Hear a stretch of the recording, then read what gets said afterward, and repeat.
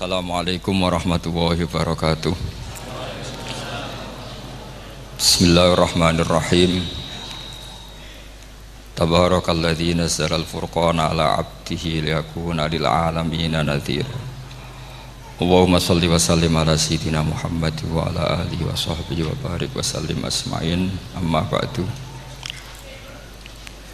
Ingkang kula hormati Kiai Haji Abdul Hanan wa ahli baiti, sedanten kanca-kanca santri peminat ilmu tafsir dan ilmu hadis ingkang kula hormati.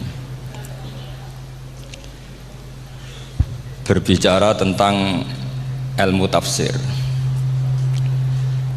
ada beberapa ulama yang menghindari kata tafsir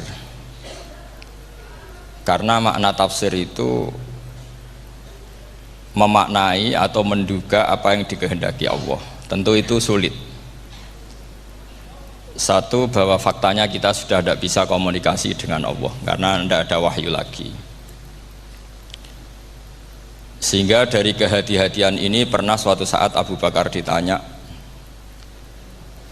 ma makna abban fi qaulihi ta'ala wa faqihata wa abba. Beliau menjawab, saya tidak lagi pantas hidup di atas bumi, di bawah naungan langit, jika saya mengatakan naqulu fil Quran, jika saya harus berpendapat tentang Quran apa yang tidak saya ketahui. Itu kehati-hatian yang dilakukan Sayyidina Abi Bakrin As-Siddiq. Tapi teori ini berbanding paradok, berbanding ekstrim, ketika bahwa Quran itu diturunkan itu sebagai hudan, sebagai petunjuk. Kedua, sebagai bayanan, sebagai penjelas. Dan ini yang saya yakini. Kalau sebagai penjelas, Quran itu harus jelas sekali dan bisa menjelaskan. Dan Quran mensifati dirinya wal kitabil mubin, demi kitab yang memberi penjelasan. Sehingga dari sudut ini orang kafir pun mungkin memahami Qurannya. Dan menurut saya orang kafir pun bisa paham Quran. Kalau Ahok itu melintir Quran, tidak memahami Quran, paham? Senok harganya itu melintir Quran tapi tidak memahami Quran. Tapi bahwa Quran itu bisa difahami orang kafir itu ya. Logikanya gampang begini, kata Imam Syafi'i dalam kitab Ar-Risalah.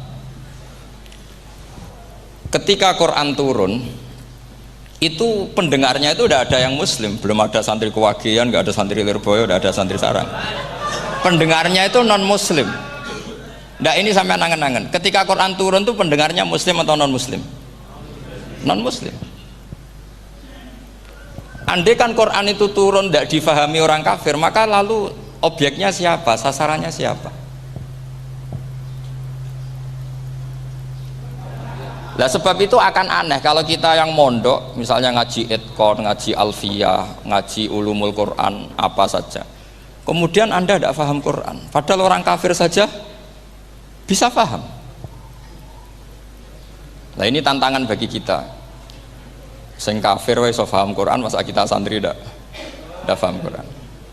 Makanya begini, di antara awal-awal periode Makkiyah ada surat disebut Qul ya ayyuhal kafirun. Katakan Muhammad ya ayyuhal kafirun. Karena mukhotabnya atau lawan dialeknya Nabi adalah orang-orang apa? Kafir. Mereka paham ketika dijelaskan Quran, paham. Dan sebagian mereka menjadi mukmin karena paham. Itu termasuk isi makalah yang saya utarakan di sini. Mereka tanya, ya Muhammad, siflana rabbak amin dahabin amin nuhasin amin hajarin. Karena orang kafir jahiliyah itu punya tren yang namanya Tuhan itu fisik. Mereka punya Lata, punya Uzza, punya Hubal. Sehingga kalau Tuhan-Tuhan kita ini dari batu Muhammad, katanya Anda punya Tuhan yang berbeda. Lalu Tuhan Anda ini dari emas atau dari perak.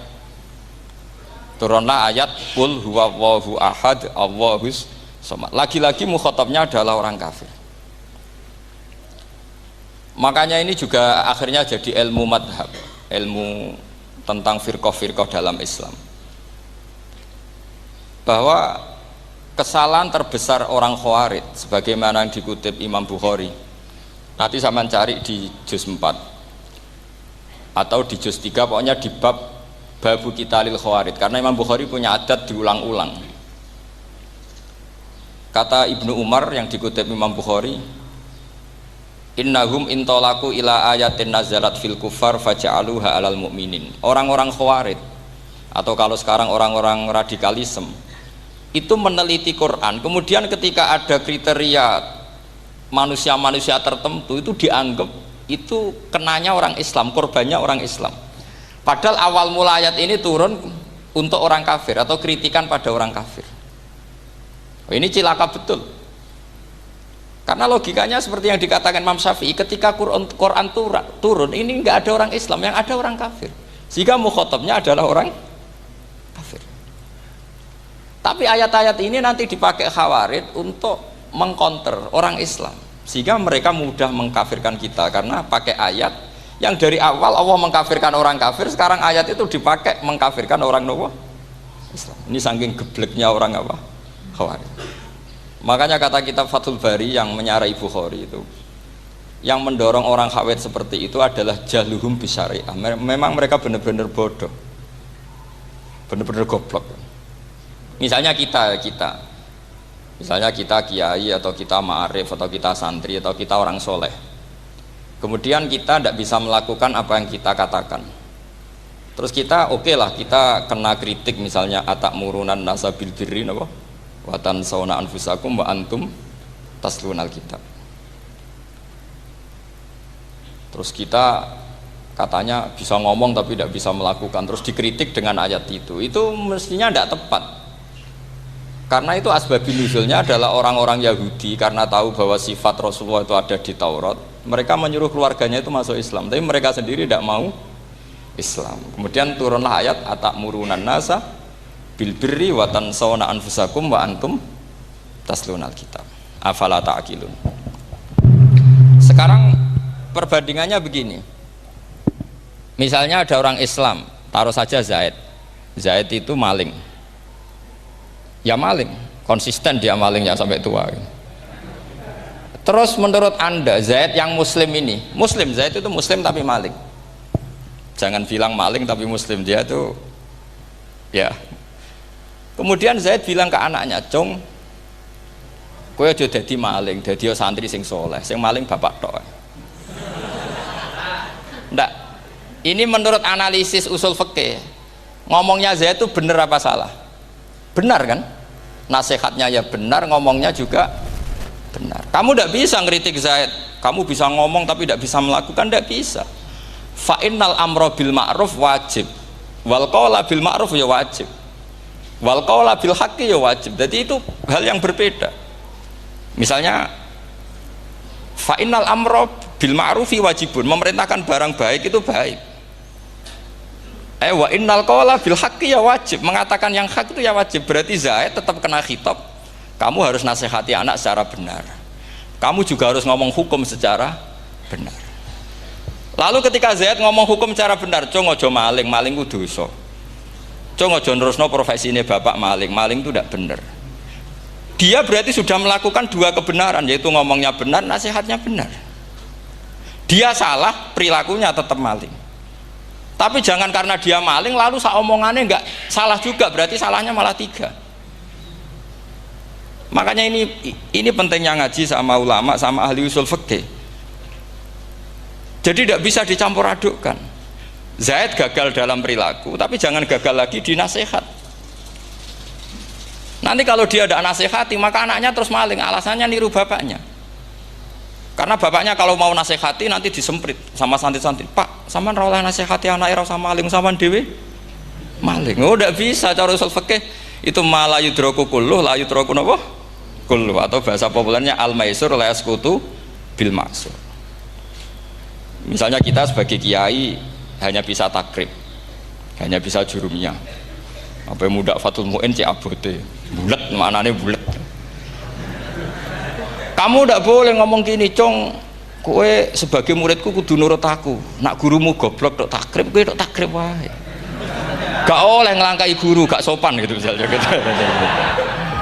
Nggak boleh gitu. Tetap kita ngomong, "Cong, kowe aja koyo aku. Kowe kudu alim Fathul Mu'in, alim Fathul Wahhab." Sama ndak bisa protes. Pak guru sendiri ndak bisa. Kebenaran tetap sebagai kebenaran meskipun kita ndak kuat melakukan atau ndak bisa melakukan. Lagi-lagi ayat itu sebenarnya ada untuk kita, untuk orang Yahudi, atakmurunan nasa bil birri wa tansawna anfusakum wa antum taslunal kitab. Sebab itu istidlal dengan Quran itu memang resikonya tinggi kalau tidak bagi mutabakhir, karena ya itu tadi, ini harus ada pengetahuan yang luas tentang asbabun nuzul, tentang kriteria. Nah kalau terpaksa, saya katakan terpaksa, kalau terpaksa kita itibar itu boleh, tapi itu terpaksa, bahwa Allah mengkritik orang yang bisa ngomong tapi tidak bisa melakukan. Tapi itu secara usul fikih itu runyam, teori ini runyam sekali, fatal. Sama lihat tuh di kitab Bajuri atau di kitab-kitab fikih yang lain, ketika Shahibil Burdah atau Shahibil Bur'ah itu yang Imam Busiri itu, Muhammad bin Busiri itu, niku salah nama tapi kadung populer. Jadi sebetulnya Imam Busiri itu Shahibil Bur'ah, bukan Shahibil Burdah, tapi kadung terkenal Burdah, kita ikut-ikutan apa? Burdah. Imam Busiri itu ngeluh, saya ini orang yang banyak kesalahan. Di antara salah saya adalah saya bisa ngomong tapi tidak bisa melakukan. Yaitu saya ngomong misalnya orang supaya tahajud, saya tidak tahajud. Saya ngomong orang supaya sholat sunat, saya nggak pernah sholat sunat. Itu sarahnya itu yang menyarai itu kan Imam Bajuri itu, yang sarah Burdah. Itu mengkritik begini. Kalau Anda ngendikan itu fi ma'radi dzammin nafsi, yaitu dalam konteks Anda mengkritik diri sendiri, oke.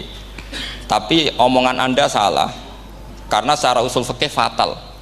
Fatalnya begini. Misalnya saya nggak pernah tahajud, ya mungkin itu nyata, mungkin itu nyata. Apakah kemudian saya tidak boleh mengatakan at-tahajjudu sunnatun?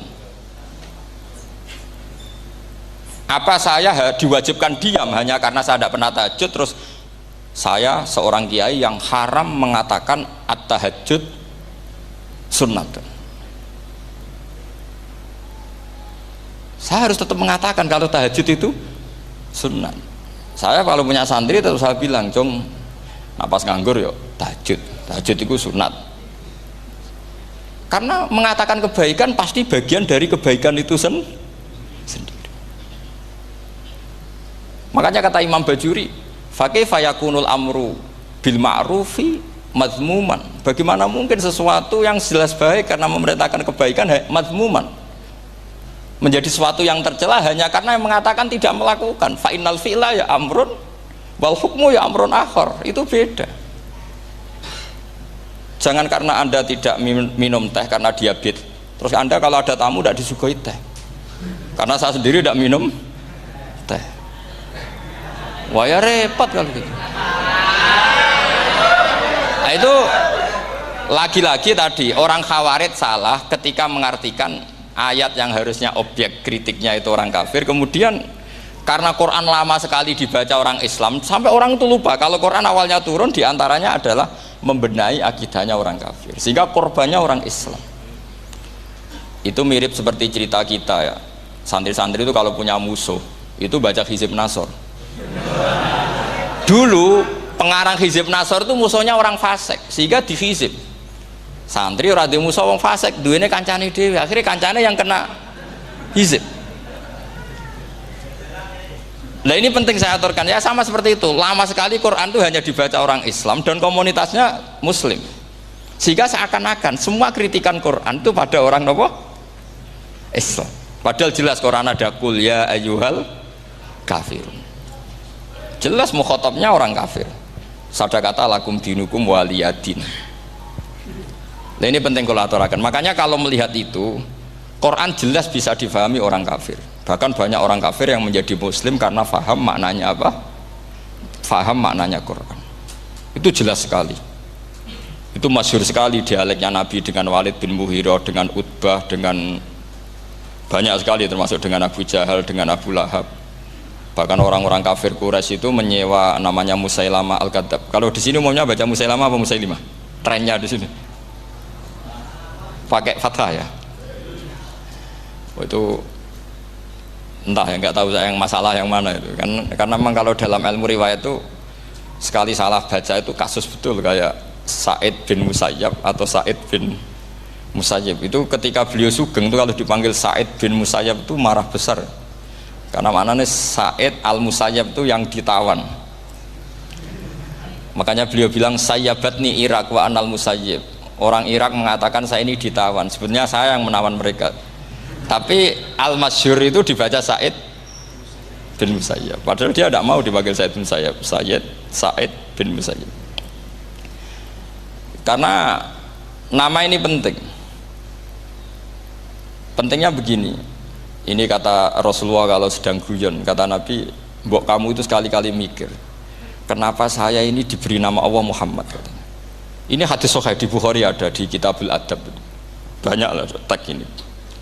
Kenapa ya Rasulullah? Allah itu senang bingung wong kafir, kata Rasulullah.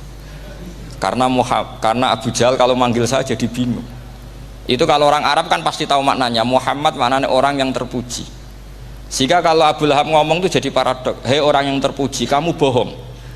Kan jadi aneh. Ya Muhammad kadzabta. Hei Muhammad kamu bohong. Kalau diterjemahkan hei orang terpuji, kamu bohong. Itu akhirnya sahabat tertawa-tawa, karena cek pinter deh pangeran milih nama kamu ya Rasulullah, karena ini bingungkan musuh gitu. Makanya kalau kamu udah anak kiai itu anak kamu panggil, namakan saja Agus, pasti satu pondok manggil Gus semua. Itu aman itu.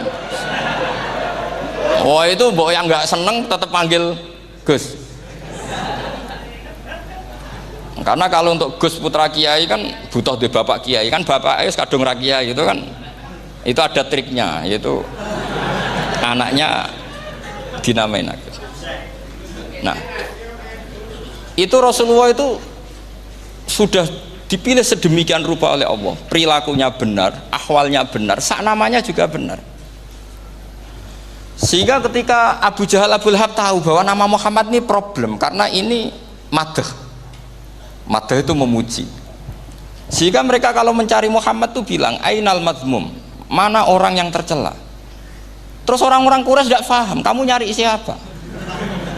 Akhirnya mereka bilang, ana atlubu Muhammad, dan saya cari Muhammad. Akhirnya bilang Muhammad lagi. Nah, Quran juga main di ranah nama. Sehingga Abu Jahal itu namanya kan Abul Hakam. Orang Islam dari awal memanggil Abu Jahal. Karena kalau sampai kita manggil Abul Hakam, kita akan mengalami paradok, ya Abul Hakam, hei bapak dari semua kebijakan, kamu begini kan kacau. Makanya itu dari sini orang nggak boleh salah apa? Salah nama. Ini penting kalau aturakan, karena kadang menganalisis Quran itu satu bilisanin arabi mubin, kata Imam Syafi'i, wa innahu latanzilu rabbil alamin nazala bihir rohul amin ala qalbika litakuna minal mudhirin bilisanin arabi mubin. Di antara, kata Imam Syafi'i ini, di antara aturan pokok memahami Quran adalah dia malian bil arabiyah, dia sangat-sangat menguasai bahasa Arab. Itu masyhur dalam dialog Imam Syafi'i ini. Saman kalau ngaji takrib atau Fathul Mu'in, syarat sahnya tayamum lil musafir itu apa? Tolabul ma', mencari apa? Air. Sampai kalau di takrib dicontohkan, kalau di tempat atas nyari ke bawah, kalau ke bawah nyari ke atas.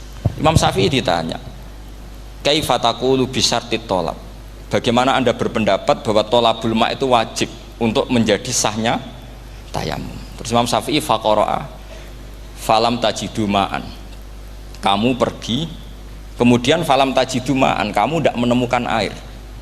Terus Imam Syafi'i mengatakan la yuqalu liman lam yatlub lam yajid wa innama yuqalu lam ya'rif, katanya. Orang yang nggak pernah mencari itu tidak bisa dikatakan lam yajid, tidak menemukan. Kalau belum mencari namanya tidak tahu. Padahal Quran bilang kamu pergi kemudian kamu tidak menemukan air. Tidak menemukan itu berarti harus mencari dulu baru dikatakan lam yajid, tidak menemukan. Kalau tidak pernah mencari namanya tidak tahu. Hanya gitu tok itu jadi ilmu bahwa tolabul ma' itu wajib, karena Allah mengatakan falam tajidu ma la yuqalu liman lam yatlub lam yajid wa innama yuqalu lam ya'rif. Orang dikatakan tidak menemukan berarti setelah mencari kemudian kesimpulannya tidak menemukan. Kalau belum mencari namanya apa? Tidak tahu. Nah, dari sini Imam Syafi'i istidlal wajib tolabul.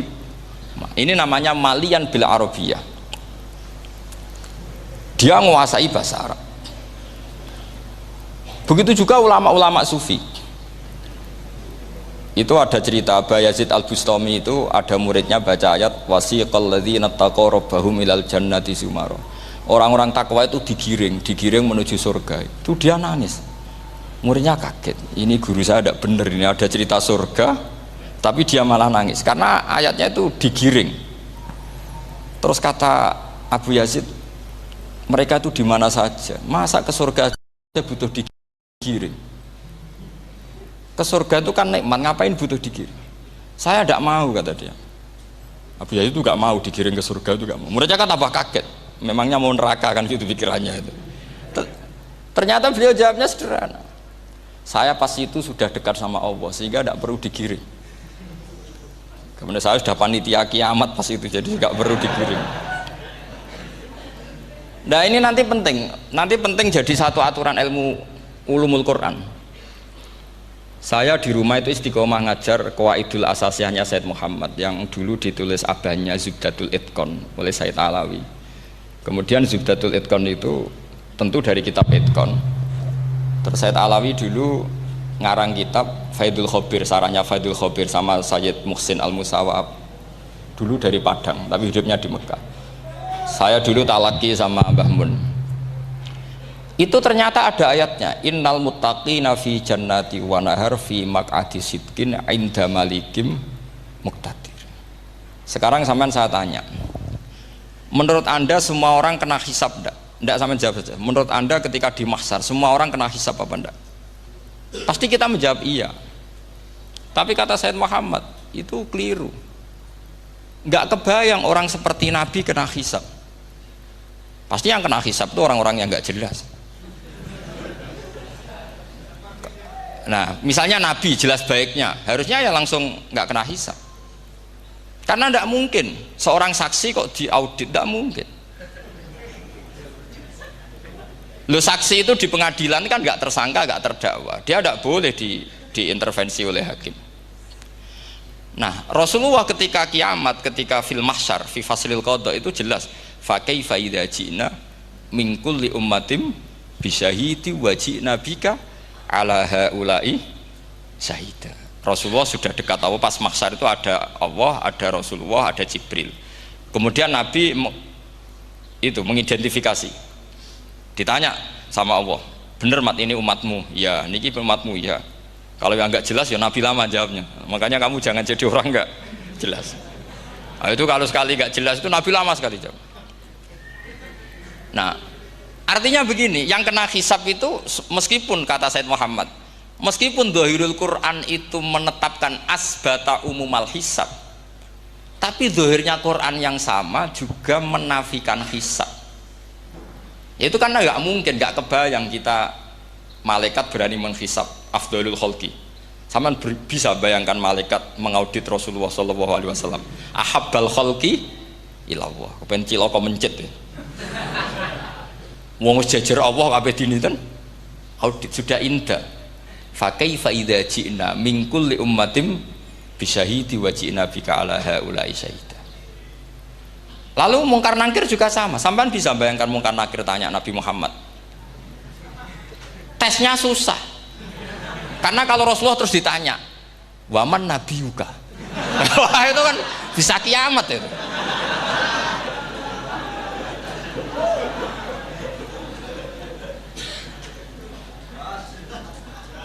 Faham ya?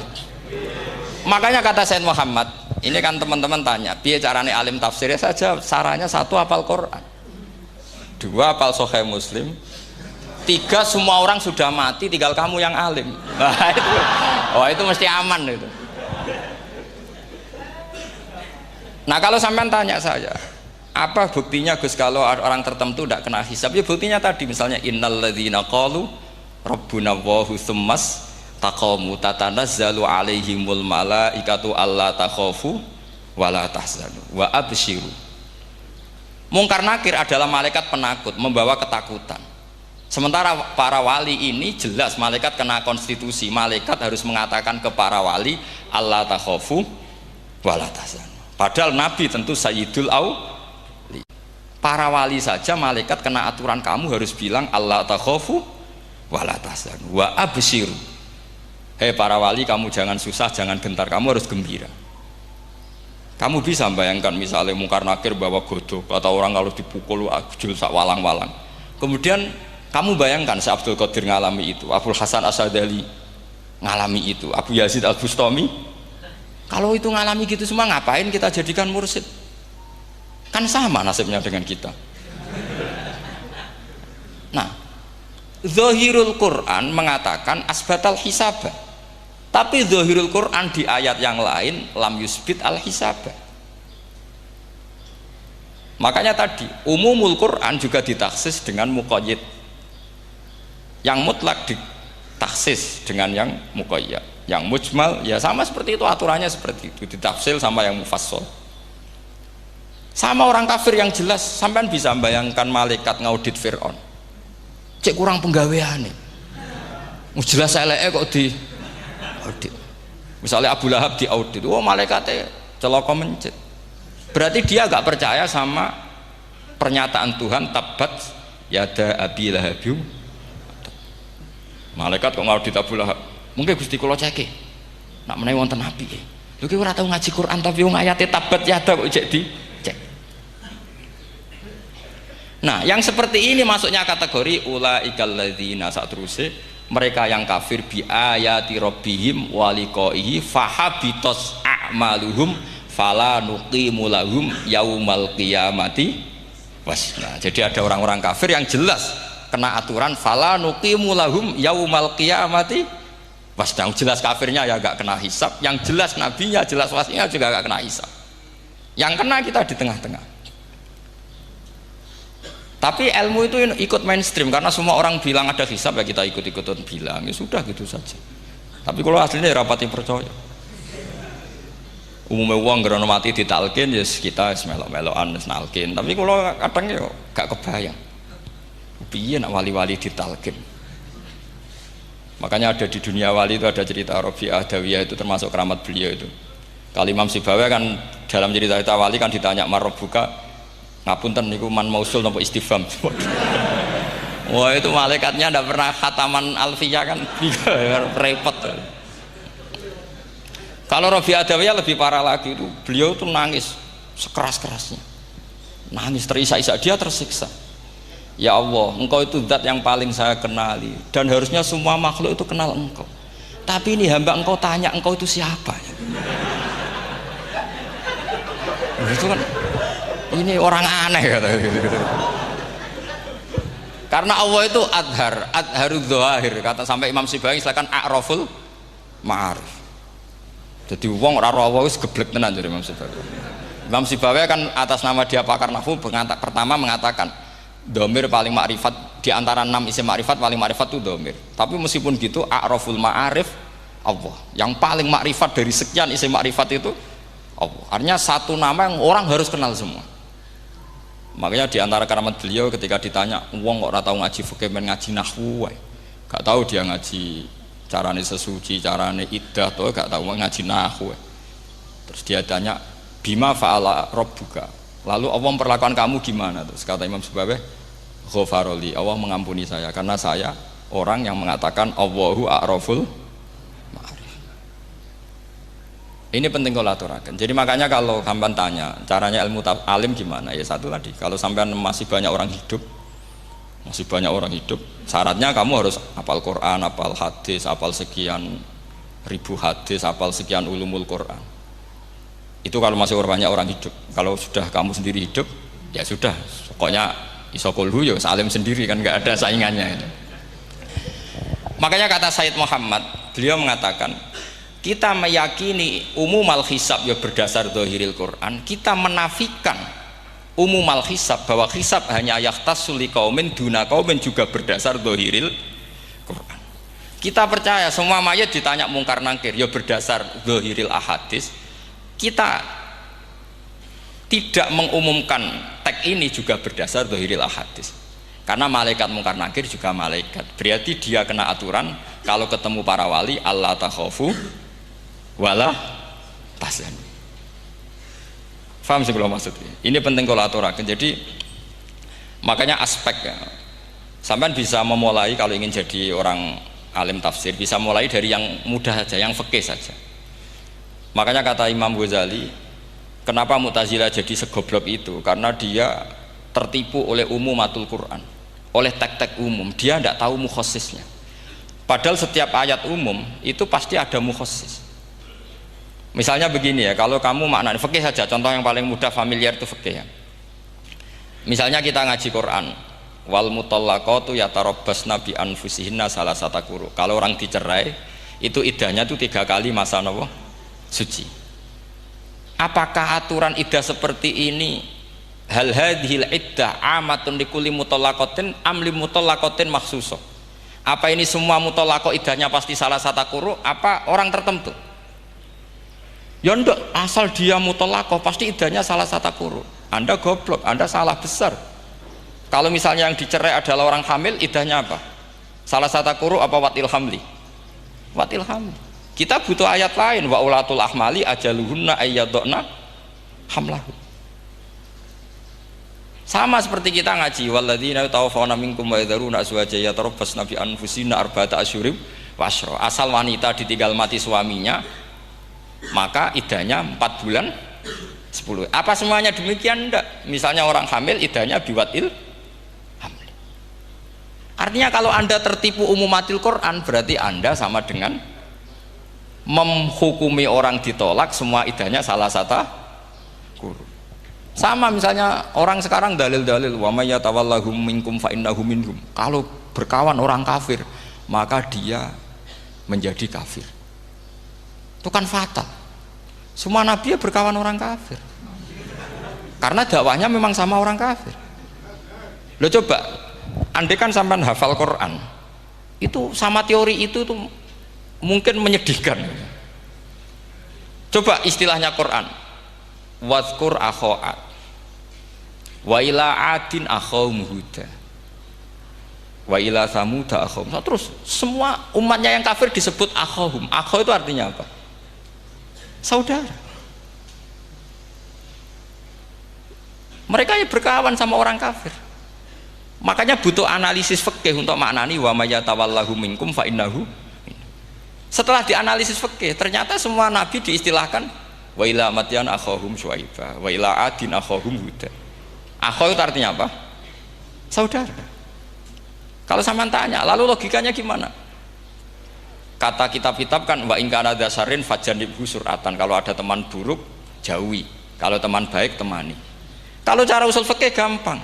Kancanan maling dosa, wong kok kancane maling. Tapi nak dakwai maling apik kan? Aku ora ngancani kok dakwai dandani, selesai kan? Ngancani maling elek, nak dakwai maling apik. Demenan rondo elek, nak didik apik kan, itu seperti itu. Nah, ini penting kalau aturaken. Dan di sini ini makanya NU itu punya sejarah panjang, banyak wali-wali yang jadab, yang coro zahir itu kancanan wong fasik-fasik. Orang syariat bingung, ini wali kok berteman orang fasik. Ya kalau kamu bahasakan teman ya masalah, kalau kamu bahasakan ini binaan. Enggak, sama jawab saja, kalau dibahasakan teman masalah enggak? Masalah kan, tapi kalau dibahasakan itu binaan selesai kan? Sama, Nabi berkawan orang kafir itu enggak karena berkawan, itu binaan Nabi. Memang Nabi itu jadi Nabi, objeknya adalah mengislamkan orang kafir. Ya berlama-lama Nabi dialek dengan mereka, muasyarah sama mereka. Bahkan Nabi diharuskan bersikap baik sama mereka. Itu yang disebut fabima rahmatim minallahi lintalahum walau kunta fadzan ghalidhal qalbi lan faddu min haul. Tapi sekarang itu orang sudah tidak pakai ilmu. Orang-orang radikalisme itu nggak pakai usul fikih. Pokoknya kalau ada ayat terjemahnya gini ya sudah itu jadi madhab. Akhirnya kecelakaan seperti ini. Pokoknya kalau ada ayat faqtulul musyrikina haitsu wajadtumuhum wa khudhuhum wahsuruhum wa'udu lahum kulla marsad. Sudah hafalnya ayat itu saja. Dia tidak mau ngapalkan misalnya qatilul ladzina yuqatilunakum. Ada ayat lagi wa akhrijuhum yamin haitsu akhrajukum. Sehingga ulama kita membagi kafir itu ada harbi, kita musuhi, ada zimmi, ada muahad, ada musta'man. Itu ulama karena tahu tidak semua orang kafir itu harbi, tidak semuanya zimmi, tidak semuanya muahad, tidak semuanya musta'man. Kalau harbi oke, kita perang, kalau zimmi ya kita bina, kalau muahad ya sesuai perjanjian kita, kompensasinya apa, MOU-nya kayak apa. Tapi apalnya mereka ayat satu tema. Nah celakanya kita yang ngaji di pondok-pondok yang katanya spesialis ingin alim tafsir, apalnya ya satu ayat juga. Wah itu kan satu ayat versus satu ayat, itu ngeri. Makanya kalau sampean tanya saya, ini katanya di acara ini sampean tanya gimana caranya jadi ahli tafsir, saya jawab gampang. Caranya itu hafal Quran, hafal hadis, terus hafal ulumul Quran. Ya misalnya Nadoman ya Faidul Khobir lah, kalau kitab Nasar ya minimal itu setengah lanya itkon lah. Kalau nggak lanya-lanya amat ya agak lanya. Karena kitab tafsir itu gampang, teorinya itu mudah sekali. Misalnya al-ibratu bi umumil lafzi la bi khususis sabab. Itu sama dengan kayak kaidah fikih. Karena kalau kaidah fikih itu saya itu pernah dibisui kiai itu. Ini kisah nyata itu. Dibisui kiai itu pas basul masail dulu saya itu masih sering mau basul masail. Tani mun pensiun mun mboten niku mun. Dulu saya dengan Gus Zofur putrane Mbah Mun itu sering makili Pondok Anwar basul masail fikih. Tapi tidak tahu ceritanya Gus Zofur jadi dokter tafsir, saya juga kok tahu-tahu menekuni tafsir. Lama-lama orang itu lupa status saya yang fakih ya. Makanya saya itu ya kadang eman gitu karena ini status penting juga. Tapi status fikih itu kadang memang menyesatkan. Karena begini, itu dulu pernah ada basul masail itu begini. Ini kisah nyata ini. Ada desainer baju putri untuk putri, anak putri. Kemudian desainer itu menciptakan satu celana pendek misalnya, atau celana seperempat. Dengan desain ini pasti kalau dipakai itu auratnya itu kelihatan. Bagaimana hukumnya desainer ini? Apa termasuk mimman sarro'a as-sayyi'ata? Karena terjadi kasfil aurat. Apa enggak? Rata-rata kalau kiai yang khusuk-khusuk, yang sepuh-sepuh, desainer itu dosa. Gara-gara tren pakaian ini mau itu buka aurat. Tapi kiai-kiai alim yang muda-muda, entah saking belingnya, entah saking pinternya, tidak tahu. Bilang begini, Pak Yai, yang didesain apa? Ya celana itu. Lalu celana itu fungsinya nutupi apa buka aurat? Ya nutupi. Lu kan lumayan urun nutupi. Kalau haramnya dicopot, lu kan malah parah itu. Bingung kayaknya. Sampai bilang gini kan, wah semanis. Itu kan makanya ini guyon ilmiah. Repotnya ngadepi orang alim muda itu kan mbok gedhingi ku ilmiah, mbok senengi fasik.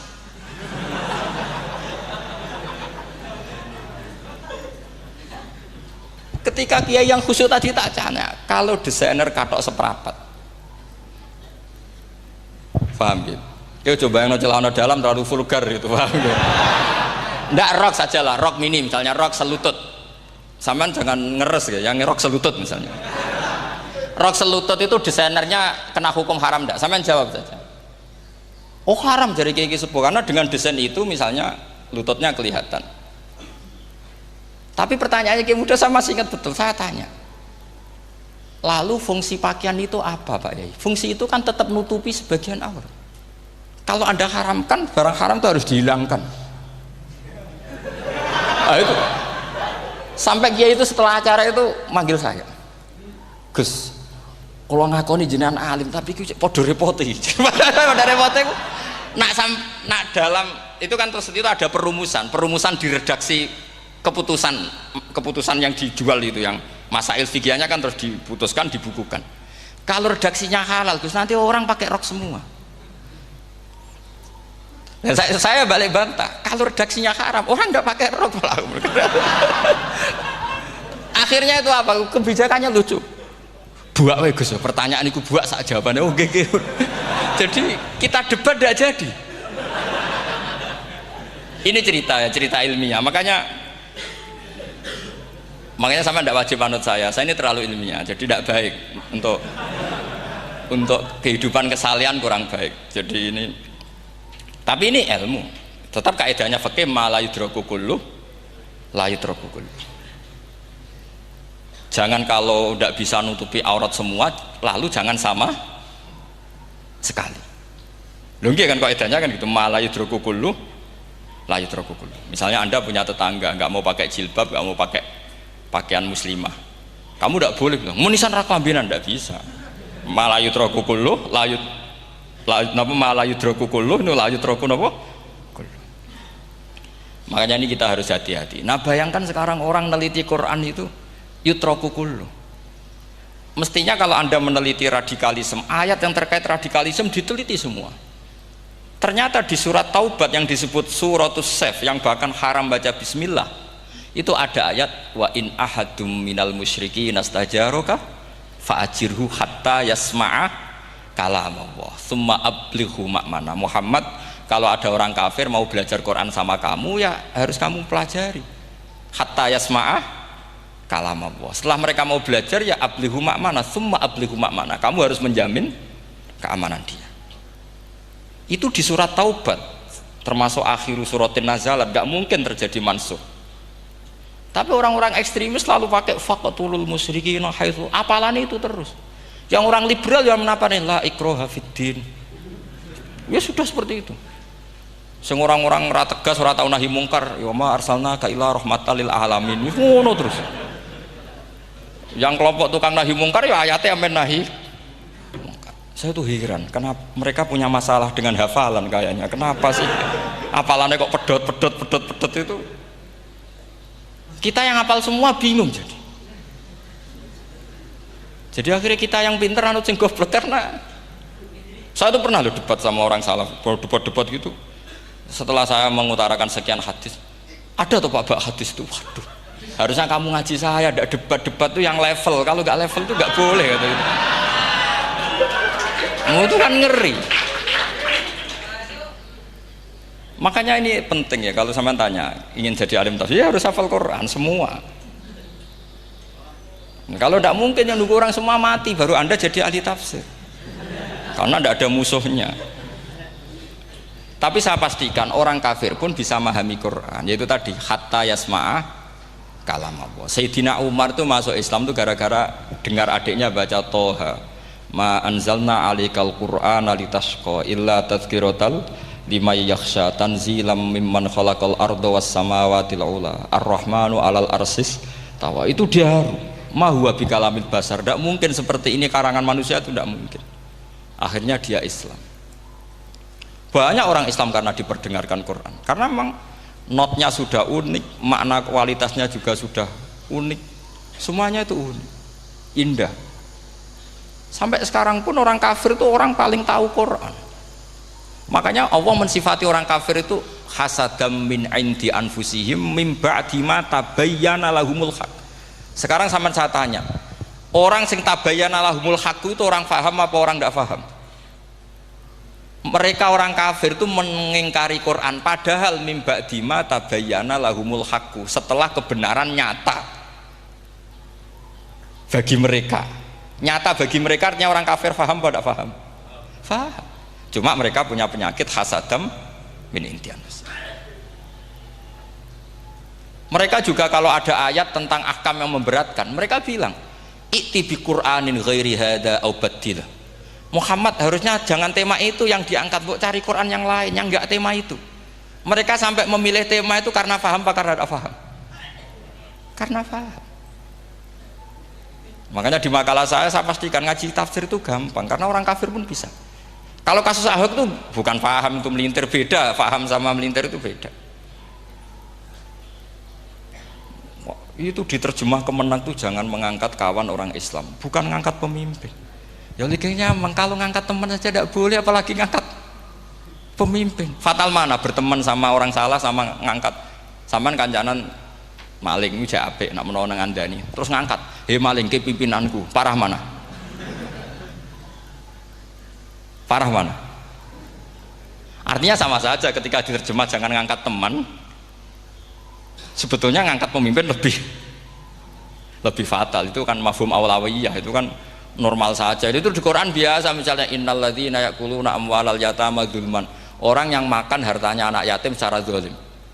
Terus kamu bilang, "Gus saya tidak makan kok, sepeda motornya tak gasap, tak jual." Yang diharamkan kan makan. Wah, ya sarap kalau gitu. Maknanya begini, memakan harta anak yatim artinya ifsad. Ifsad itu merusak.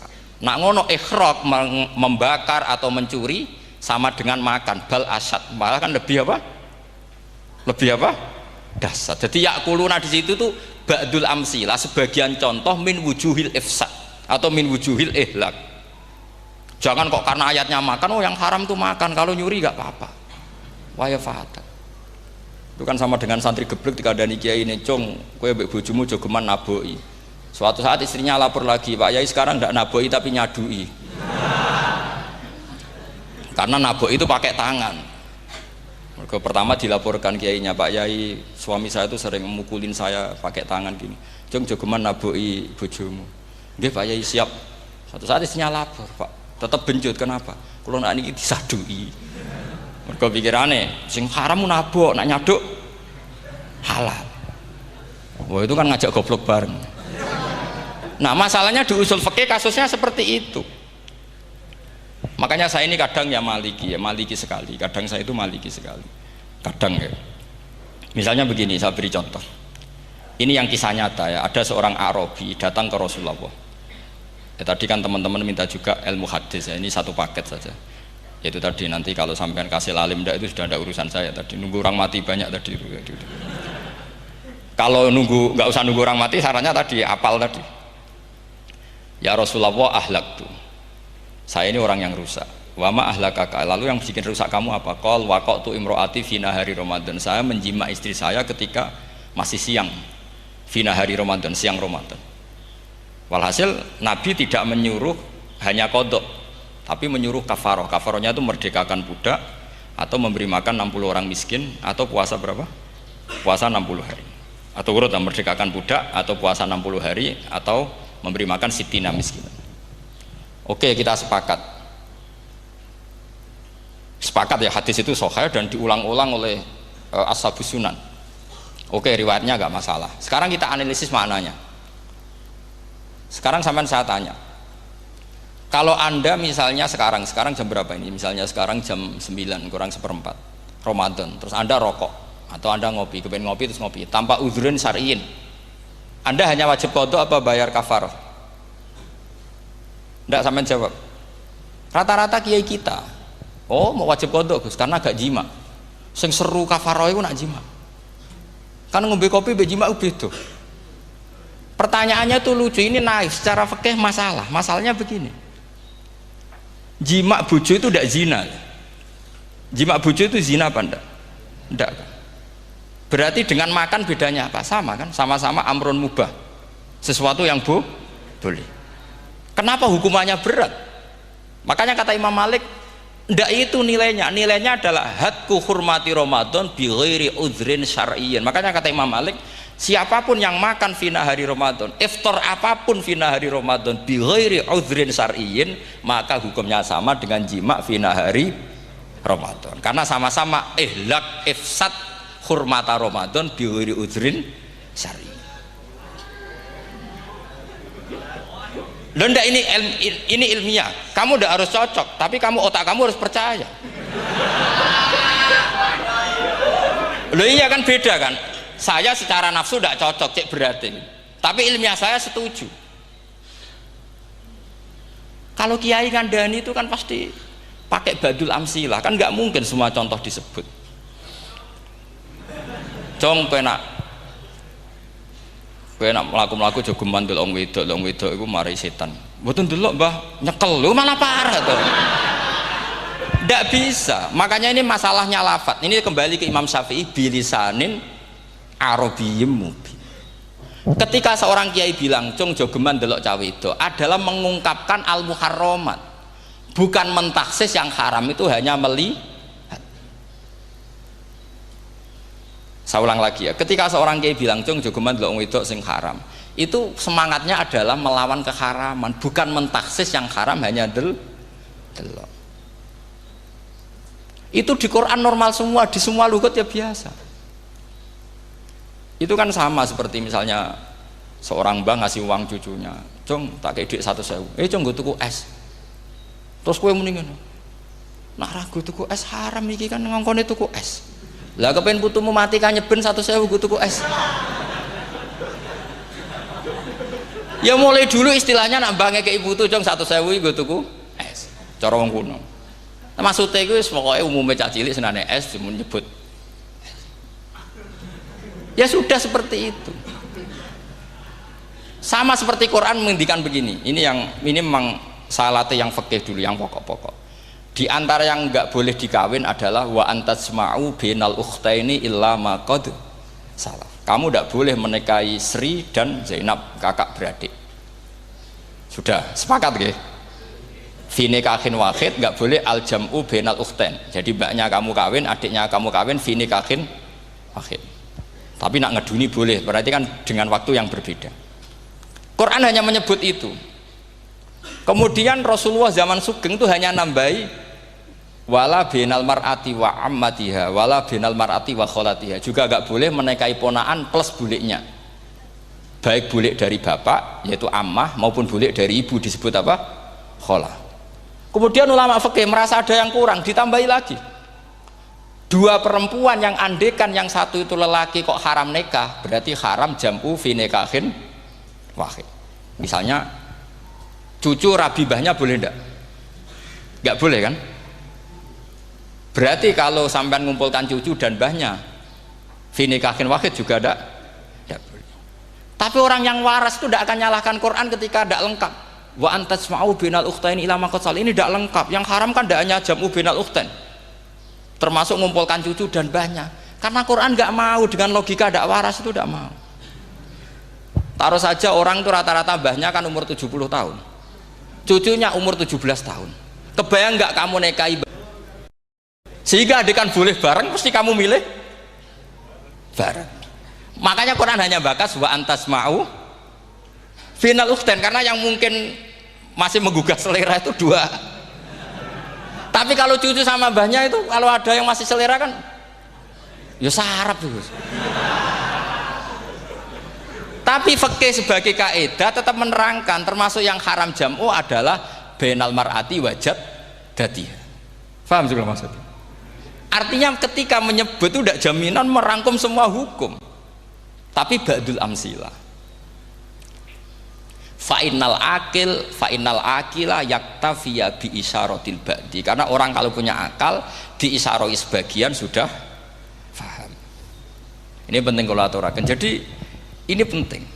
Nah bayangkan sekarang banyak gerakan-gerakan ahli Quran katanya, tapi nggak memahami ilmu usul fikih. Qur'ane ra ono ya wis. Neng Quran ra ono cerita harame asu, nak ngono asu ya halal. Ora ono Qur'ane. Sing ra ono iku tekem ora Qur'ane, kok aneh-aneh kowe.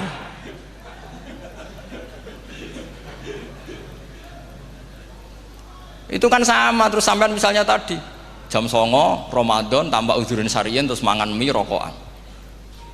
Itu kan melecehkan Ramadan biguri uzurin syariyin, karena melecehkan hurmata Ramadan kena sanksi separah itu. Jangan kamu terus bilang tapi Nabi hanya bilang masalah jima fi nahar Ramadan. Jima istri itu hukumnya itu tidak zina, hukumnya itu mubah, sama dengan makan. Ini cara madhab Maliki, tapi kita alhamdulillah madhab Syafi'i. Ya itu masalahnya. Berhubung itu menguntungkan sami'na wa ta'na. Nah, itu. Tapi saya sendiri dalam konteks ini, saya itu ya sangat-sangat Syafi'iyah, sangat-sangat Syafi'iyah. Dalam banyak hal sangat-sangat Syafi'iyah. Tapi dalam banyak hal kadang-kadang saya ya Maliki. Nah, itu kan kalau sampean tanya kenapa gitu, ya hikmahnya baca banyak saja. Karena yang Syafi'i itu ya karena bacanya hanya Syafi'i. Itu bukan fanatik, itu keterbatasan. Jadi itu beda, itu namanya tidak fanatik, itu keterbatasan. Itu beda sekali. Jadi kita harus ngaji yang banyak. Saya itu termasuk utang ya sama Imam Syafi'i itu baca kitab Ar-Risalah. Itu kitab yang kadang satu ulama baca sampai 500 kali. Yaitu Imam Syafi'i itu dalam kitab Risalah itu begini, ini termasuk ulumul Quran yang paling penting. Muqaddimahnya begini. Wan nasu sinfani min awalil amri. Wan nasu sinfani. Ketika Rasulullah datang membawa Quran itu manusia hanya ada 2. Al kuffar sing dari jenis ahli kitab dan kufar dari jenis yang tidak ahli kitab. Bahkan tidak ada orang Islam zaman itu. Pertama Nabi jadi Nabi itu adakah pendengarnya yang Muslim? Kan tidak ada, semuanya ahli kitab. Makanya susah kalau Quran kamu analisis korbannya orang Islam tuh, kata Ibnu Umar tuh lucu. Dulu tuh mukhatabnya tuh orang kafir, jelas kuliah ayyuhal kafir. Ya ayuhan nasu ubudu rabbakum alladzi khalaqakum. Jelas orang kafir. Karena orang Islam nggak mungkin dikhatabi ubudu rabbakum. Makanya Imam Suyuti kalau nafsir itu ngeper ubudu rabbakum wahiduhu. Tapi kalau mukhatabnya orang Islam dawimu alal ibadah atau dawimu alat tauhid. Karena dia tahu kalau mukhatabnya orang kafir ubudu ya masih wahidu. Kalau sudah Islam kok dikhitabi ubudu mudawamah alal ibadah. Itu saking alimnya Imam Suyuti. Ini saya teruskan. Kalau mukhatabnya itu orang kafir ahli kitab, itu kemungkinannya ya dua cara mereaksi Quran, yaitu disebut lam yakunil ladzina kafaru min ahlil kitabi wal musyrikina munfakina hatta ta'tiyahumul. Jadi lam yakunil ladzina kafaru, jelas kafaru itu umum. Kemudian ditafsir kafaru itu ada yang min ahlil kitabi, berarti kafaru yang jenis Yahudi Nasrani. Ada kafaru yang min ahlil kitabi wal musyrikin, kafaru yang jenis musyrikin, yaitu kafir Mekah.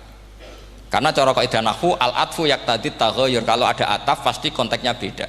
Ja'a Zaidun wa Amrun, berarti Zaid ada Amar, Amar ya tidak Bakar, karena Ja'a Zaidun wa Amrun wa Bakrun. Pasti orang ini berbeda. Tidak boleh orang yang sama kamu pakai ataf. Ini sudah clear ya ini ya. Kemudian cara pandang mereka ya beda. Ketika Rasulullah mengajak tauhid, itu ahli kitab tidak masalah. Memang harusnya Tuhan itu satu. Tidak masalah bagi ahli kitab. Problem bagi ahli kitab adalah Muhammad itu nabi. Itu kita nggak suka. Kalau Tuhan satu oke, tapi kalau Muhammad nabi tidak oke. Kita bisa jadi nabi, kata mereka, karena mereka merasa nasabnya sampai Ibrahim. Sementara zaman itu mereka sanksi Muhammad itu nasabnya konti, gak jelas. Ini penting kalau aturakan. Sehingga dalam konteks ini Allah menjawab ahli kitab dulu. Ini itu disebut Muhammad itu nasabnya jelas. Ini itu fihi ayatum bayinatum maqamu Ibrahim. Ini saya dengarin. Ibrahim itu jelas pernah ke Mekah. Bukti Ibrahim pernah ke Mekah adalah jejak kaki Ibrahim di makam apa? Makam mereka, artinya buatan kuburan, buatan jejak kaki Ibrahim ketika bangun Ka'bah. Fihi ayatum bayinatum maqamu Ibrahim. Pun. Kalau Ibrahim pernah di Mekah, artinya beliau pernah nikah di Mekah. Paling tidak punya dzurriyyah di Mekah. Jadi Ismail dibawa ke Mekah. Jelas ayatnya wa id yarfa'u Ibrahimul qawaida minal baiti wa Ismail. Ini dengarin ya. Sebab itu saking alimnya berjanji itu beliau tahu betul masalah utama Rasulullah Muhammad adalah disangsikan nasabnya. Sebab itu kitab berjanji pertama cerita setelah dia alhamdulillah macam-macam awalu ma'anab tadi saat terus dia bilang wa ba'du fa'akul huwa Muhammad bin Abdillah bin Abdil Muttalib. Saat terus ya wa ba'du wa Muhammad bin Abdillah bin Abdil Muttalib wasmu syaibatul hamdi humidat khisaluhus saniyah. Saat terus Ibnu Qusayn, saat terus sumiyya bi Qusayn litaqasi fi biladi qudu'atal qasiyah. Karena dia tahu yang masalah bagi Rasulullah itu adalah masalah nasab bagi mereka loh, bagi mereka yang kafir. Terus beliau ngendikan ditutup wa adnanu bila raibin indadawil ulumin nasabiyah ila dhabihi Ismail nisbatuhu wa mun. Jelas saya Adnan itu pasti puter cucu-cucunya Nabi Ismail. Karena orang Yahudi yang disoal Muhammad itu, kamu itu siapa? Kok tahu-tahu Nabi? Kamu orang Arab. Orang Arab itu tidak pernah ada Nabi. Yang Nabi itu normalnya orang Israel, yaitu turunan Yahudi, karena Yahuda bin Yakub bin Ishak bin Ibrahim. Akhirnya Allah membuktikan fihi ayatum bayinatum maqami. Bukti kalau Ibrahim pernah di Mekah adalah jejak kakinya di Mekah, itu dekat Ka'bah. Ini jawaban Allah yang tentang ahli kitab, karena sudah jelimet. Ada ilmu ansab, ada ilmu nasab, ada polemik kitab samawi. Kalau kafir Mekah ini goblok-goblok. Ketika Rasulullah pakai teori tauhid, orang kafir Mekah itu saking gobloknya bilang gini, Muhammad, kita ini urusannya banyak, utang kita banyak, kasus saya banyak. Kok Tuhannya satu itu tidak cukup? Yaitu mereka mengatakan aja'alal alihata ilahau wahida inna hadza la syai'un ujab. Bagaimana Tuhan hanya satu? Urusan kita banyak, masalah kita banyak. Tuhan nggak boleh satu, harus banyak. Sejumlah urusan kita. Ada Tuhan BPKB, Tuhan macam-macam lah. Ada Tuhan kredit, Tuhan kas, macam-macam lah kan. sesuai sebanyak urusan kita. Mereka tanya aja alal alihata ilahau wahida, masa Tuhan satu, inna hadza la syai'un ujab, ini aneh. Tapi Rasulullah dengan sabarnya, kalau yang seperti ini Allah menjelaskannya beda dengan yang pertama, karena tadi orang kafir itu bisa min ahlil kitab, bisa wal musyrikin. Lam yakunil ladzina kafaru min ahlil kitab, ada yang wal musyrikin. Semuanya ini tidak pernah munfakina hatta ta'tiyahumul bayyinah. Mereka tidak pernah tercerabut dari pikiran mereka, dari mainstream mereka, sampai ada bayyinah. Bayyinah itu kejelasan kebenaran atau benar yang begitu jelas. Itu siapa? Rasulun minallah yatslu suhufam mutahhar. Akhirnya Nabi sabar. Saking sabarnya Nabi itu ngomong gini, ya di khalayak umum, mukhatamnya ya kafir semua. Hei saudara-saudara kami suku Quraisy, kita ini sebangsa. Nabi tanya, Muhammad, ajaran kami itu benar karena kamu itu orang yang kita percaya, tapi kali ini anda aneh karena ngajak satu Tuhan. Itu tidak mungkin, urusan kita banyak, satu Tuhan juga mungkin, Tuhan harus banyak. Kita punya 3 aja kurang banyak kan, hanya punya Lata, Uzza, Hubal. Rasulullah dengan sabarnya ngendikan gini, hei kaumku, kalau kamu jadi pembantu, jadi buruh, senang mana punya majikan banyak sama majikan satu. Kalau majikannya banyak itu perintahnya beda-beda, seleranya beda. Semua harus kamu lakoni, semua harus kamu taklui karena kamu harus nurut. Wah ya repot mat kalau di majikan banyak, ngerepoti mesti. Rasulullah tinggal nimpali, Tuhan kamu itu majikan kamu, kalau Tuhannya banyak perintahnya ya banyak, seleranya beda-beda. Kamu bingung nggak? Wah ya bingung mat, ya sudahlah mat satu aja. Akhirnya mereka masuk Islam. Nah itu disebut Nabi itu fatona, punya kecerdasan artikulatif. Kalau menjelaskan itu masuk akal. Nah itu disebut dorobawahu matalar rojulan fihi syuraka'u mutasyakisuna wa rojulan salamal lirojul hal yastawiyani masalah alhamdulillah. Nah ini penting. Allah membuat satu perumpamaan bagaimana ada satu pembantu yang punya majikan banyak, yang berbeda-beda seleranya, berbeda-beda perintahnya, dengan kalau hanya satu majikan. Apakah sama? Mereka jawab tidak sama, enak punya satu majikan. Begitulah Tuhan kamu, harusnya satu. Jadi artinya gini, kalau kamu ngaji ulumul Quran, kamu harus tahu ini khitab ke kafir. Kafir yang mana? Ahli kitab atau kafir yang musyrik? Nah sekarang tidak tahu lagi, pokoknya kafir. Makanya kalau orang berdebat mereka itu tidak goblok meneh. Waduh.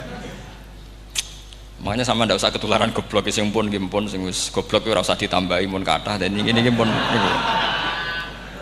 Ya karena kita ngaji jelas Qur'annya kan lam yakunil ladzina kafaru itu masih ada min lil bayaniyah atau min li bayanil jinsi. Kafaru iku sapa? Siji min ahlil kitab, 2 kafaru sing wal musyrikin. Dua-duanya tidak pernah munfakina hatta ta'tiyahumul bayinah. Mereka tidak akan tercerabut dari pikirannya sehingga ada bayinah. Bayinah itu siapa? Rasulun minallah yatslu sufam. Nah, ketika Nabi menjelaskan asal usul nasabnya bahwa Sayyid Adnan itu ila Ismail jelas putra Nabi Ibrahim, mereka terus baru iman karena ada fihi ayatum bayinatum maqamun apa Ibrahim.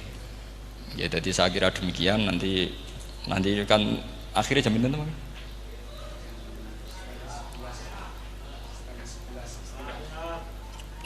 Oh, ini jam pinten istiwa? Nggih, terus saya pikir niku nggih. Kalau misalnya tadi ada tanya jawab ya tanya jawab carane ngalim saja kan. Itu lebih realistis. Karena kalau sampean iskal, misalnya saya iskal dengan ini kan malah bingung kan. Kalau kamu terkenal pinter iskal kita gobloke. Nah wis pinter kok iskal itu jadi saya niru ilmunya Abu Nawas. Abu Nawas sudah bisa pidato. Gak bisa pidato, suatu saat dipaksa pidato sama khalifah itu. Hei para hadirin, kamu pinter apa goblok? Nah mereka pinter, mau ngandani wong pinter, terus pinter kok ngandani gitu. Akhirnya hadirin itu kan karena seneng sama Abu Nawas itu seneng. Ya sudah Abu Nawas, kalau gitu kita goblok. Aku mau mengambil wong goblok. Akhirnya terus wassalamualaikum warahmatullahi wabarakatuh.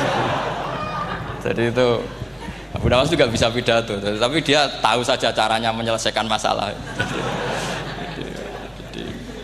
Jadi itu Abu Nawas. Jadi ya orangnya kacau tapi cerdas itu, makanya jadi guyonan. Sebenarnya Abu Nawas itu figur yang nyata, tapi tidak senaif yang diceritakan orang-orang di anekdot itu. Ya, beliau itu orang soleh ketika era Harun ar-Rasyid. Tapi ya tadi karena banyak cerita yang macam-macam. Ya, Abu Nawas itu, makanya ini cerita anekdot. Jadi riwayatnya agak jelas tapi lucunya jelas. Jadi itu. Dia itu mangkel punya tetangga profesor ahli astronomi. Adiknya itu mau iso omong tok. Abu Nawas mau pinter molak-malik omong, kan masyhur itu dia cerita hari Senin tanggal sekian lihat Abu Nawas di alun-alun mau terbang. Orang lihat semua itu Abu Nawas itu ya sudah di podium ya hanya gitu-gitu dok. Kok nggak mau terbang-terbang? Ya mau itu ya tidak. Wassalamualaikum warahmatullahi wabarakatuh. Yang bilang Abu Nawas terbang siapa? Abu Nawas mau terbang. Yang namanya mau itu ya tidak.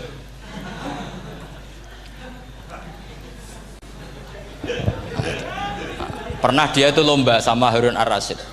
Siapa paling banyak pengunjung rumahnya di alun-alun? Harun Rasyid bikin khemah, dia bikin khemah. Tentu cerita ini bohong, yakini ini bohong, makanya ini bohong tenang. Makanya ini anekdot, hanya guyonan. Harun Rasyid karena dia raja itu ada apel, ada makanan macam-macam. Ya tentu pengunjungnya banyak. Batas akhir itu penilaian jam 12 malam. Abu Nawas tenang, satu pun nggak ada pengunjung, nggak ada makanan, nggak ada apa. Pas jam 12 rumahnya dia, kemahnya dibakar. Orang ke dia semua. Tit menang dia karena jumlahnya. Bahkan Harun Rasyid itu datang ke kemahnya dia. Karena lombanya kan pengumpulan massa terbanyak tit jam 12. Harun Rasyid pikirannya santri ya guys, sugoi jajan mesti teko, pikirannya gitu. Abu Nawas pikirannya beda, jenenge ana kebakaran pasti datang. Wis dihitung biaya khemah sama hadiahnya banyak hadiahnya. Yang ahli falak ini punya ilmu yang rasional, yang pinter sekali. Dia ilmuwan bahwa bumi itu bulat-bulat. Nah, saya lagi tren meyakini bumi flat niku ya kacau niku. Gara-gara penjelasan sing sepihak. Niku wong nganggur. Lah wong ilmuwan kok sentimennya perkara wedi dhuwit. Enggak boleh ilmuwan menyebut sentimen apa? Uang. Akhir bumi itu bulat-bulat. Jadi kalau Anda jalan ke timur terus nanti ke titik yang sama. Abu Nawas ora paham karena dia memang enggak ahli sains gitu. Suatu saat si profesor ini kemalingan, malingnya melayu ngetan. Terus minta tolong sama Abu Nawas, kejarlah maling itu. Kemana? Ke timur.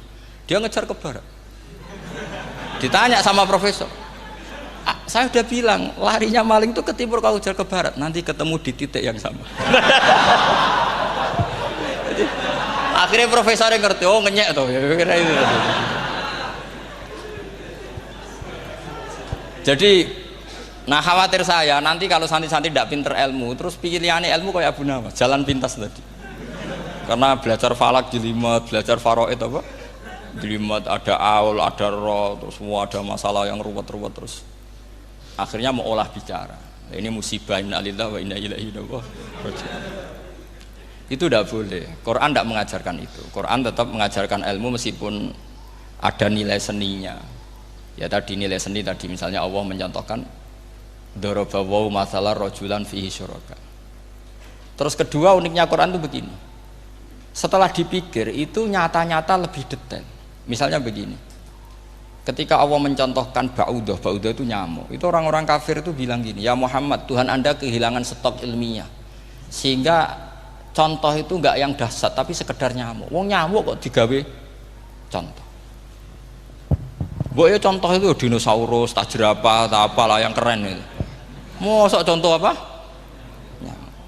Terus Allah menjelaskan innallaha la yastahyi ayyadriba apa? Mathalam ma. Contoh apa saja? Apa saja itu ditafsiri ba'udatan fama fawqaha. Entah itu nyamuk, fama fawqaha atau yang di atasnya nyamuk. Maksudnya di atasnya itu fil killah atau fisighor atau yang di atas nyamuk. Yang lebih kecil ketimbang nyamuk. Sekarang saya contohkan kata Rasulullah, contoh yang kecil saja. Enggak usah bikin nyawa, enggak usah, itu terlalu mustahil. Seorang pemahat patung, terus kamu pesen, "Pak, aku gaekno patung gajah." Mesti muni sanggup. Tak muni, "Pak, gaekno patung gajah, ukurannya ya semestinya gajah." Oke.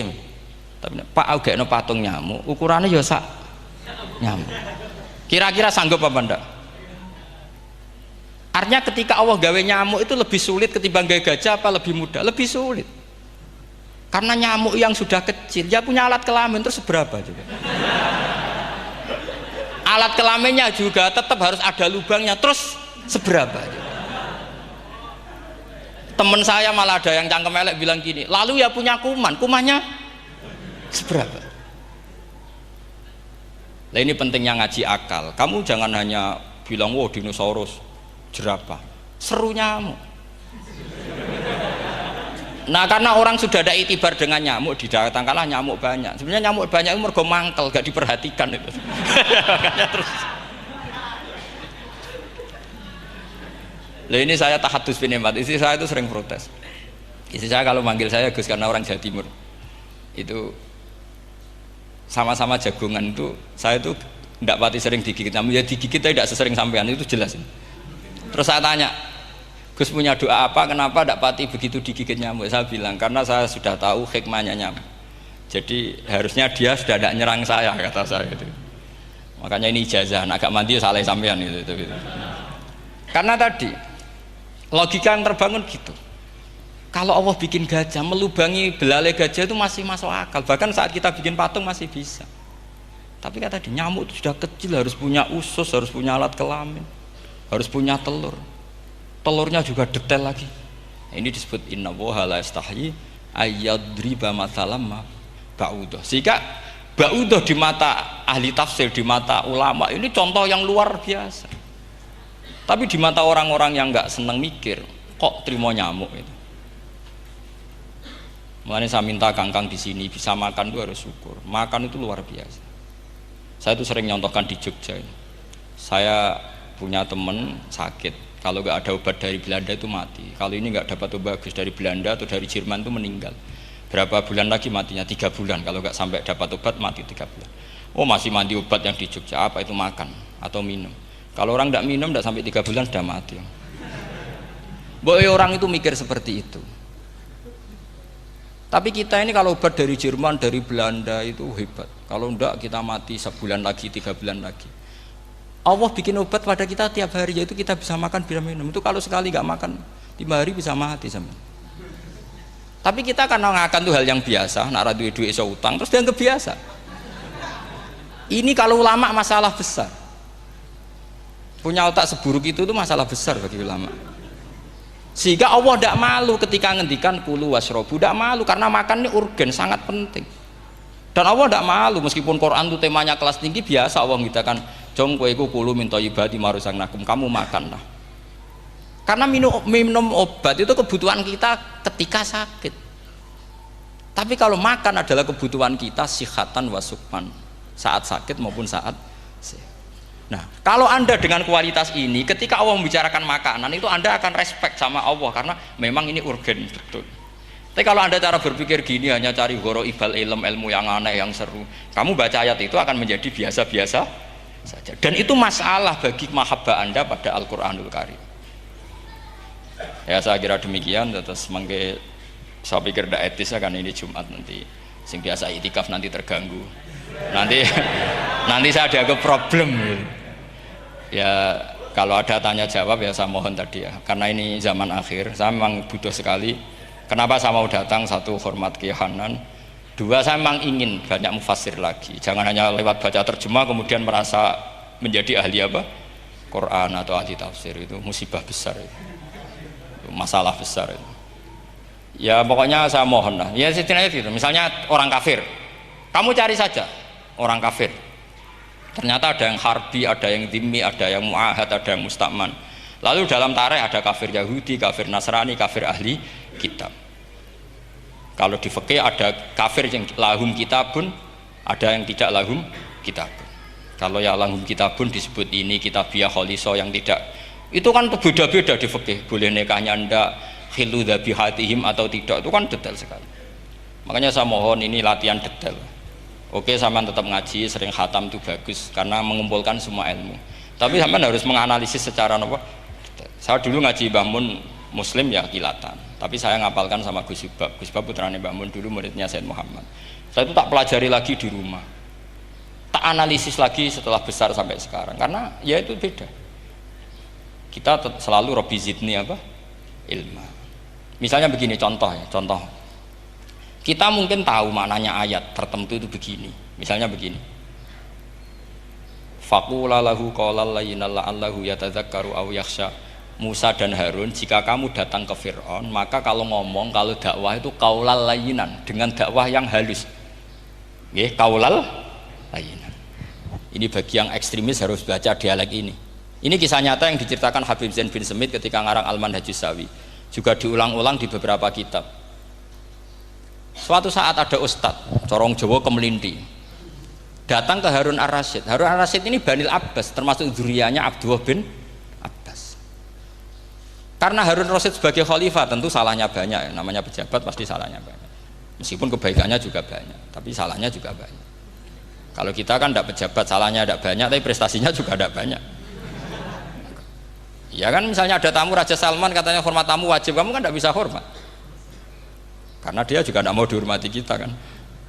Nah terus si ustadz tadi datang begini, saya itu masih hafal teksnya, ya Amirul Mukminin, inni nasihun lak famusyaddidun alaika fala tajidanna ala nafsika fi nafsika aliyya syai'an. Saya ini mau nasihati Anda, tapi saya maaf sekali karena nasihat saya ini kasar sekali. Musyaddid itu kasar, keras. Fala tajidanna fi nafsika aliyya syai'an, saya mohon jangan dimasukkan hati lah. Makanya terjemah bebasnya jangan masukkan hati.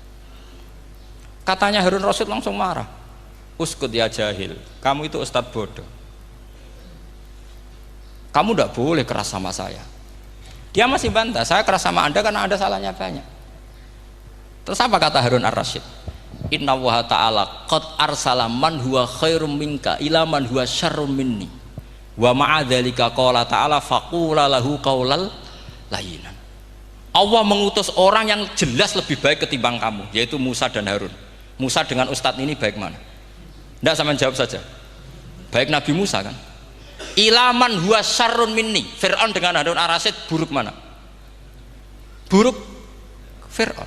Itu saja masih dengan etika faqula lahu qaulal layyinan. Musa dan Harun kamu harus sopan. Ndak wae Fir'aun wajib sopan, ndak wae aku ra sopan.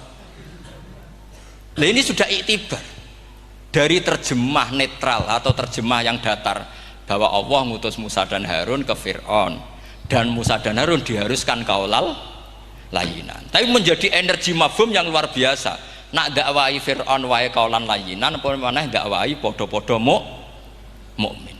Makanya kata Harun Rasyid, uskut ya jahil. Inna wa ta'ala qad arsala man huwa khairum minka ila man huwa syarrun minni. Wa ma'adzalika qala ta'ala faqula lahu qaulal layyin. Ya saya kira